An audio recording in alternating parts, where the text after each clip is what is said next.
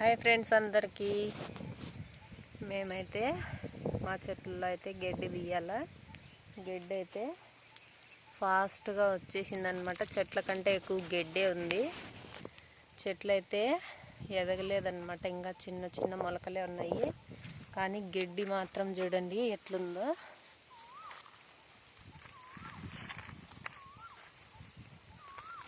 ఈ విధంగా ఉంది గడ్డి ఏమో.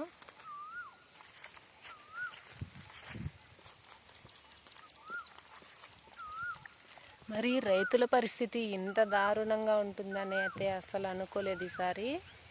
ఎందుకంటే భూమి అయితే ఎండగాలిపోయింది వర్షాలు లేక. కాబట్టి చెట్లు అయితే ఇంప్రూవ్మెంట్ కాలేదు. మందులు వేస్తున్నాం కానీ ఇంప్రూవ్మెంట్ అయితే రాలేదు. మరి మన పంట వేసినప్పుడు పంట బాగా వచ్చిందంటే రేట్ అయితే ఉండదు. మరి ఇప్పుడు రేట్ ఉంది కదా, ఏదో పంట పండిద్దామంటే మాత్రం పంట అయితే సక్రమంగా రాదు. మరి ఇంత దారుణమైన పరిస్థితుల్లో ఉంటే రైతులు తినడానికి కూడా కష్టమవుతుంది. ఈసారి వర్షాలు ఇట్లనే పోతే మాత్రం చాలా బాధపడాల్సి ఉంటుంది. అస్సలు ఇప్పుడైతే ఎక్కడ చూసినా వర్షాలు లేక మొత్తం ఎండిపోయినది. మా పక్క అయితే అస్సలు ఒక్క చుక్క అంటే ఒక్క చుక్క తాగడానికి కూడా ఆవులకు గొర్రెలకు అయితే నీళ్లు లేవు ఎక్కడ. కానీ ఎక్కడ తిరిగి ఇంటికి వచ్చిన తర్వాతనే వాటికి నీళ్ళు అయితే పెట్టుకోవాల్సి వచ్చిన పరిస్థితి ఉంది. వానదేవుడు ఎక్కడ పోయిండో ఏమో.